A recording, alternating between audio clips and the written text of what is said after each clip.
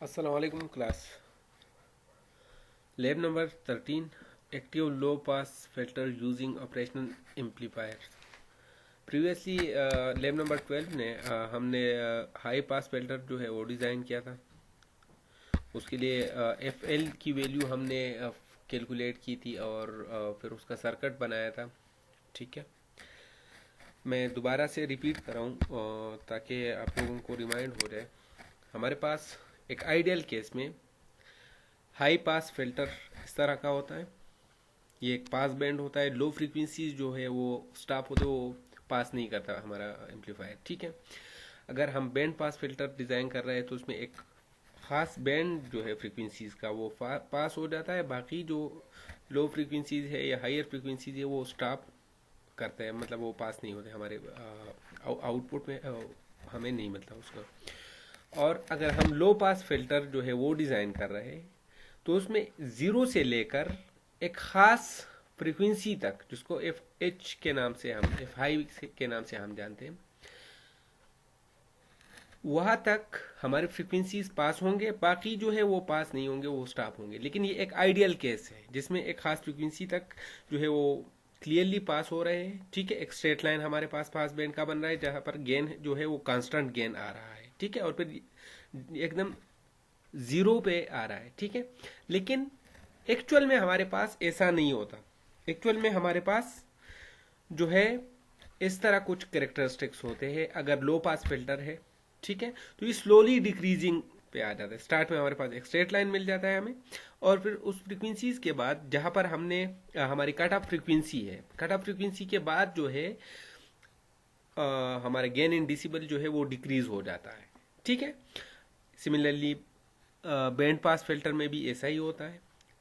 ठीक है, खास बैंड जो है वो पास होता है। बाकी जो लो फ्रीक्वेंसीज है वो भी स्टॉप होते हैं, वो भी पास नहीं होते। इसमें गेन जो है वो डिक्रीजिंग पे आता है। ठीक है, और हायर फ्रीक्वेंसीज पे भी गेन जो है वो डिक्रीजिंग पे आता है। ठीक है, मतलब डिक्रीज हो रहा होता है। ठीक है, और अगर हम हाई पास फिल्टर जो है वो डिजाइन कर रहे हैं तो एक खास फ्रीक्वेंसी, कट ऑफ फ्रीक्वेंसी जो है उसकी, उसको हम एफ एल कहते हैं। एफ एल से आगे जो फ्रीक्वेंसीज है, एफ लो जो है, लो फ्रीक्वेंसी से आगे जो फ्रीक्वेंसीज है वो पास होते हैं। ठीक है, वहां पर गेन जो है हमें कांस्टेंट मिलता है। और उससे जो पीछे है, जो लो फ्रीक्वेंसीज पे, उस पर हमारे पास गेन जो है वो डिक्रीजिंग टुवर्ड जीरो आता है। ठीक है, मतलब कम से कम गेन जो है हमें मिल जाता है। ठीक है, अब यहां पर जिस तरह हमारे पास हाई पास फिल्टर था, उसमें हमारे पास इनपुट पे एक कैपेसिटर और फिर एक रेजिस्टर लगा था। सिमिलरली यहाँ पर फीडबैक में हमारे पास कैपेसिटर और रेजिस्टर जो है वो पैरेलल में लगे हुए हैं। ठीक है, और इन दोनों की वैल्यूज, जो कैपेसिटर सी एफ है और जो रेजिस्टर आर एफ है, उनकी वैल्यूज से हम जो है एफ एच की वैल्यू कैलकुलेट करते हैं। ठीक है, एफ एच मतलब हाईएस्ट फ्रीक्वेंसी जो है वो जो हाईएस्ट जीरो से लेकर एक हाईएस्ट फ्रीक्वेंसी तक फ्रीक्वेंसीज पास होंगे। फिर एफ एच के बाद जो है फ्रीक्वेंसीज वो पास नहीं होंगे। ठीक है, अब यहाँ पर मैं ये समझा देता हूँ कि ये हमारे पास यहाँ से हम एफ एच की वैल्यू कैसे कैलकुलेट करते हैं। उसके लिए फार्मूला है जिस तरह हमारे पास हाई पास फिल्टर में हम F L, low frequency, lowest frequency जो पास हो रही थी, क्योंकि यहाँ पर हमें हमारे पास हाई पास फिल्टर, लो पास फिल्टर है, तो उसमें हम हाईएस्ट फ्रीक्वेंसी जो पास हो रही है उसकी वैल्यू कैलकुलेट करेंगे। प्रीवियसली हमारे पास जब हम जो है हाई पास फिल्टर डिजाइन कर रहे थे तो उसमें लोवेस्ट फ्रीक्वेंसी जो पास हो रही थी वो हम उसकी वैल्यू कैलकुलेट कर रहे थे। ऐसा क्यों कर रहे थे? क्योंकि हाई पास फिल्टर में हाई फ्रीक्वेंसी तो सारे पास हो रहे हैं, लेकिन जो एफ एल है, लोवेस्ट फ्रीक्वेंसी जो पास हो रही है उसकी वैल्यू हमें कैलकुलेट करनी होती है। ठीक है, और यहां पर हमें लो फ्रीक्वेंसी सारे पास होंगे, लेकिन जो हाईएस्ट फ्रीक्वेंसी जो है वो उसकी वैल्यू हमें कैलकुलेट करना पड़ेंगे, वो फाइंड आउट करनी पड़ेंगी। अब यहां पर मेरे पास एफ एच की वैल्यू क्या है? 1/2 pi R F C F. Same वही फार्मूला है जो उसके लिए यूज हुआ था। यहां पर आर एफ सी एफ जो है, R F means resistor of feedback and capacitor of feedback for C F. ठीक है, जो फीडबैक में हमारे पास पैरेलल में रजिस्टर और कैपेसिटर लगे हुए हैं, उनकी वैल्यूज उनकी वैल्यू सेट करते हैं, उससे हमें एफ एच की वैल्यू हमें मिल जाती है। ठीक है। अच्छा, मैंने यहाँ पर वैल्यूज भी दिए हुए हैं कि R1 और RF की वैल्यू 2.2 किलो ओम है। ठीक है। और CF कैपेसिटर जो है उसकी वैल्यू है हमारे पास 0.33 माइक्रो फेराड। ठीक है। इससे हम क्या वैल्यू कैलकुलेट करेंगे, एफ एच की वैल्यू हमें मिल जाएगी। ठीक है। और मैंने प्रीवियसली हाई पास फिल्टर के डिज़ाइन के वक्त मैंने बताया था कि अगर हमने एक खास फ्रीक्वेंसी की वैल्यू जो है वो उसके लिए हमने फिल्टर बनाना है। ठीक है, कि मैं चाह रहा हूँ कि 0 से लेकर 1 किलो हर्ट्ज तक फ्रीक्वेंसीज जो है वो पास हो जाए और बाकी पास ना हो, तो ये लो पास फिल्टर हुआ। तो अब 1 किलो हर्ट्ज के लिए अगर मैं अपना सर्किट डिज़ाइन करना चाहूँ तो मैं क्या करूँगा, मैं आर एफ की वैल्यू या सी एफ की वैल्यू कुछ खास फिक्स करूँगा। सी एफ की वैल्यू नॉर्मली हम कैपेसिटर की वैल्यू जो है वो फिक्स करते हैं और उससे हम आर एफ की वैल्यू फाइंड आउट करते हैं। कैसे फाइंड आउट करेंगे, मेरे पास अभी इस इक्वेशन में एक फ्रीक्वेंसी, एक आर और एक सी, ये तीन चीज़ें जो है मेरे पास अननोन है। फ्रीक्वेंसी मैंने सेट करनी है 1 किलो हर्ट्ज, तो ये भी वैल्यू मुझे मिल गई। ठीक है। रजिस्टर की वैल्यू, कैपेसिटर की वैल्यू मैंने कांस्टेंट कुछ खास वैल्यू, जैसे यहाँ पर मैंने 0.33 माइक्रोफेराड, आप चाहे तो 1 माइक्रोफेराड और 0.1 माइक्रोफेराड सेट करें तो आर की वैल्यू हम कैलकुलेट कर पाएंगे। ठीक है। तो इससे हमें मतलब हमारा सर्किट जो है वो डिज़ाइन हो जाएगा कि उसमें हमारे पास रजिस्टर की वैल्यू कौन सी होनी चाहिए, सी की वैल्यू कौन सी होनी चाहिए, ताकि उससे हमें 1 किलो हर्ट्ज का हमारा सर्किट जो है वो डिज़ाइन हो सके। अब यहाँ पर मैंने दोबारा मेंशन किया है -3 dB। तो -3 dB का मतलब है कि लेट सपोज मेरा गेन जो है, मैं अपना आप लोगों को अपने सिमुलेशन के रिजल्ट्स जो है वो दिखा देता हूँ। ठीक है। यहाँ पर आप लोग देख सकते हैं 0 से लेकर तकरीबन 200 तक फ्रीक्वेंसीज जो है वो पास हो रहा है। तो अब मुझे ये वैल्यू, ये जो मैं बार बार मेंशन कर रहा हूँ, मुझे ये वैल्यू कैलकुलेट करनी पड़ती है। ये वैल्यू, इसके लिए मैंने सर्किट डिजाइन करना होता है, क्योंकि ये तो ऑलरेडी मुझे कांस्टेंट गेन मिल रहा होता है। ठीक है। अगर मैं इसको 300 पे शिफ्ट करना चाहूँ तो उसके लिए मैं कैपेसिटर और रेजिस्टर की वैल्यू जो है वो सेट करूंगा। ठीक है। अब मैंने लेट सपोज ये सर्किट डिजाइन किया था, तो उसमें मैंने -3 dB की बात जो की कि -3 dB का मतलब क्या है। अब यहाँ पर मेरे पास कांस्टेंट गेन कहां पर मुझे मिल रहा है, 0 पे। ये लाजमी नहीं है कि 0 पे मिले, ये ऐसा भी हो सकता है कि -20 पे मुझे कांस्टेंट गेन मिले, ये ऐसा भी हो सकता है कि 10 dB पे मुझे कांस्टेंट गेन मिले, 20 dB पे कांस्टेंट गेन मिले। ठीक है। अब मेरे सर्किट के जो जो रिजल्ट्स है, ठीक है, मैंने अपने रिक्वायरमेंट से अपना सर्किट जो है डिजाइन किया था, तो इसके लिए मेरे पास गेन जो है कितना आ रहा है, 0। ठीक है, 0 dB। ठीक है। अब डीबी क्या है वो मैं बाद में समझाऊंगा, पहले मैं कट ऑफ फ्रीक्वेंसी की बात करूं। तो अब 0 dB पे मेरे पास कांस्टेंट गेन मुझे मिल रहा है। फिर उसके बाद डिक्रीजिंग गेन जो है डिक्रीज हो रहा है। ठीक है। क्यों डिक्रीज हो रहा है, क्योंकि ये फ्रीक्वेंसी पास नहीं हो रहा है और फिर ये कहा जा रहा है, मतलब कम से कम पे जा रहा है। तो अब जहां पर मुझे मेरा गेन कांस्टेंट था उससे एग्जैक्टली 3 dB नीचे आके वो पॉइंट कौन सा पॉइंट होगा, वो कट ऑफ फ्रीक्वेंसी का पॉइंट होगा। ठीक है। इस केस में मेरे पास तकरीबन 200 के करीब मेरा कट ऑफ फ्रीक्वेंसी का जो पॉइंट है वो 200 के करीब है। ठीक है। अब ये वैल्यूज जो है ये कैसे आए मेरे पास, अच्छा, गेन इन डीबी में दोबारा से एक्सप्लेन कर दूंगा। ठीक है। अब यहाँ पर वाई एक्सिस पे मैंने गेन इन डीबी जो है वो लिखा हुआ, और फ्रीक्वेंसी जो है वो मेरे पास मैंने एक्स एक्सिस पे जो है दिया हुआ है। ऐसा क्यों किया मैंने, क्योंकि मेरे पास फ्रीक्वेंसी जो इंडिपेंडेंट है और गेन जो है वो डिपेंडेंट वेरिएबल है। किस चीज के ऊपर डिपेंडेंट है, फ्रीक्वेंसी के ऊपर। अगर मैं फ्रीक्वेंसी चेंज कर रहा हूं तो गेन बढ़ रहा है या कम हो रहा है। ठीक है। और ये ऑलरेडी हमने मैथमेटिक्स में या कैलकुलस में ये पढ़ा है कि हमने इंडिपेंडेंट वेरिएबल कहां पर प्लॉट करना होता है ग्राफ में, वो हमने प्लॉट करना होता है एक्स एक्सिस पे, और डिपेंडेंट वेरिएबल जो है वो हमने प्लॉट करना होता है कहां पर, वाई एक्सिस पे। ठीक हो गया।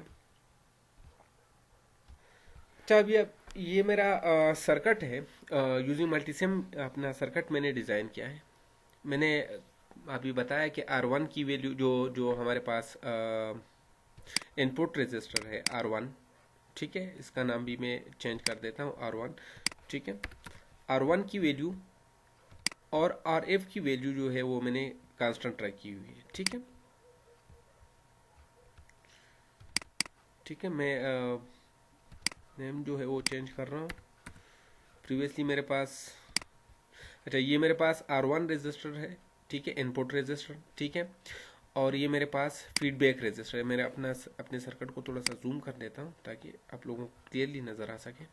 ठीक है, ठीक है, ठीक हो गया। ठीक है, R1 की वैल्यू 2.2 किलो ओम है, RF की वैल्यू 2.2 किलो ओम है, दोनों को सेम रखा है मैंने, तो मुझे गेन जो है वो कांस्टेंट मिलेगा।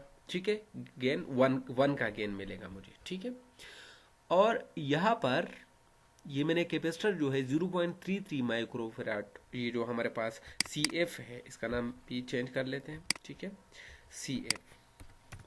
ठीक है, अच्छा यहाँ पर ये मेरे पास फीडबैक में RF और CF पैरेलल में लगे हुए। इनपुट जो है इन्वर्टिंग इनपुट है R1।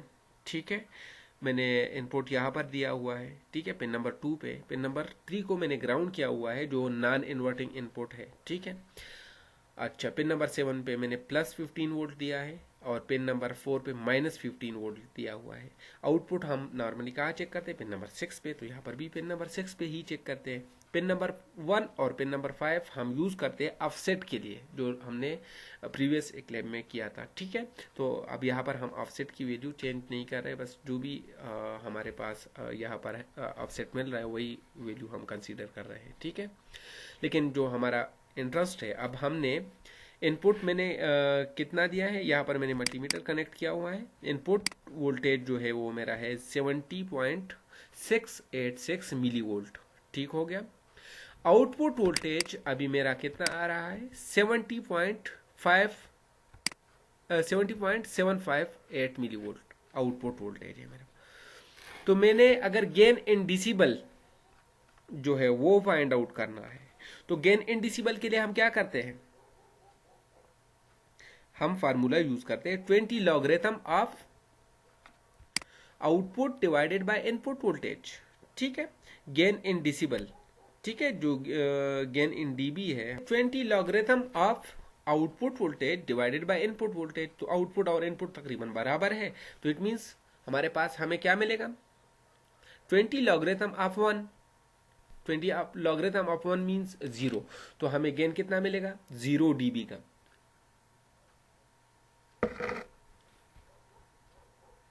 हो गया। अब मैंने ये फ्रीक्वेंसी कितनी सेट की है? 1। ठीक है, मैं फ्रीक्वेंसी को बढ़ा रहा हूं, 10 हर्ट्ज पे ले जा रहा हूं। ठीक है, 10 हर्ट्ज में मैंने अपना सर्किट रन किया। अगेन मेरे पास कितना आ रहा है?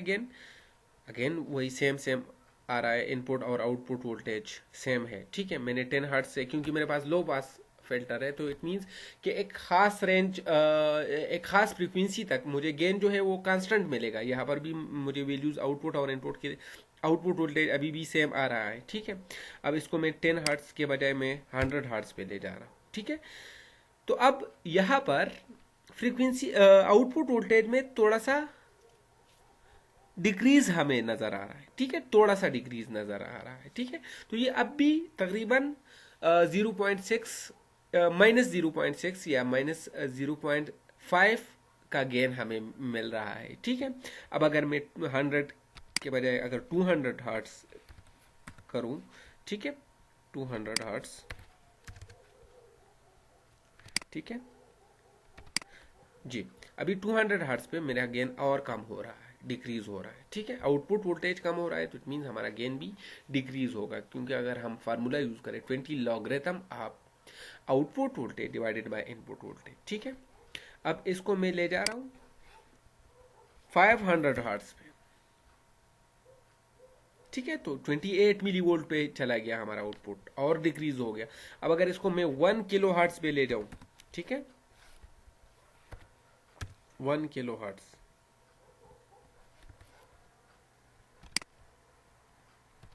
ठीक है, 1 किलो हर्ट्ज पे अगर मैं फाइंड आउट करना चाहो आउटपुट वोल्टेज, तो तकरीबन 15 मिली वोल्ट या 14.9 मिली वोल्ट आउटपुट मुझे मिल रहा है। अगर इसका गेन इन डीबी में कैलकुलेट करूंगा तो गेन डिक्रीज हो रहा है हमारा।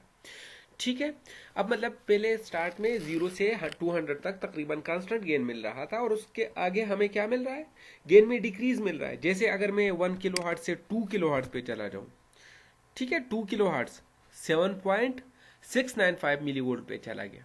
ठीक है, मैंने फ्रीक्वेंसी को क्या किया, डबल किया, तो गेन मेरा पास आउटपुट वोल्टेज क्या हुआ, हाफ हो गया। ठीक है, अगर इसको मैं 4 करूं तो ये मेरे पास 3 पे आ जाएगा। ठीक है, मैं 4 कर रहा हूं इसको। ठीक है, 4 देखे 3.8 समथिंग आ रहा है। ठीक है, अब अगर मैं इसको 8 किलो हर्ट्ज करूं तो और कम हो जाएगा हमारा आउटपुट वोल्टेज। ठीक है, 8 हर्ट्ज नहीं, 8 किलो हर्ट्ज। ठीक है, 8 किलो हर्ट्ज 3.8 था, तो 3.8 का आउटपुट हाफ जो है वो 1.9 मिली वोल्ट आ जाता है। तो आज का लैब था हमारा लो पास फिल्टर डिजाइन करने का, जिसमें हमने ये समझना था कि जिसमें हमने ये करना था कि अगर मैं लो फ्रीक्वेंसीज दे रहा हूं तो आउटपुट मुझे क्या मिलेगा, मुझे आउटपुट हमारा गेन जो है कांस्टेंट रहेगा। जितना भी गेन रखा है मैंने वो कांस्टेंट रहेगा। अगर मैं फ्रीक्वेंसीज को बढ़ाऊंगा और मैंने कट ऑफ फ्रीक्वेंसी जो है एफ एच, जो हाईएस्ट फ्रीक्वेंसी जिसके लिए मैंने सर्किट डिजाइन किया, अगर उससे मैं फ्रीक्वेंसी बढ़ाऊं, ठीक है, मैंने लेट सपोज 200 हर्ट्ज रखा है और मैं 300 हर्ट्ज दे रहा हूं, तो मुझे आउटपुट गेन जो है, आउटपुट वोल्टेज मेरा कम होगा। इट मीन्स मेरे गेन में डिक्रीज आ जाएगा, स्ट्रेट लाइन नहीं रहेगा, फिर डिक्रीजिंग लाइन मिलेगा मुझे। ठीक है, कहने का मतलब है कि मैंने लेट सपोज ये सर्किट जो डिजाइन किया था, जिसके मतलब मेरे पास रिजल्ट्स कुछ इस तरह है कि अगर मैं 50 हर्ट्ज दे रहा हूं तो मेरे पास गेन जो है वो स्ट्रेट लाइन मिल रहा है, 50 hertz, 100 hertz, up to 200 hertz मुझे एक कांस्टेंट गेन मिल रहा है। फिर मुझे एक डिक्रीज मिल रहा है। क्यों डिक्रीज मिल रहा है, क्योंकि इसके आगे जो वैल्यूज है वो मेरे पास नहीं होंगे, क्योंकि ये फिल्टर कौन सा फिल्टर है, लो पास फिल्टर है। ठीक है, हाई पास फिल्टर में क्या हो रहा था, एफ एल के आगे जो वैल्यूज थे वो पास हो रहे थे और पीछे वैल्यूज पास नहीं हो रहे थे। तो ये आज का लैब था। ठीक है, इंशाल्लाह आप लोगों के जो भी क्यूरीज हो, जो भी क्वेश्चंस हो, वो मैं आंसर करूंगा इन द लाइव सेशन। ठीक है, और that's all for today. Allah Hafiz.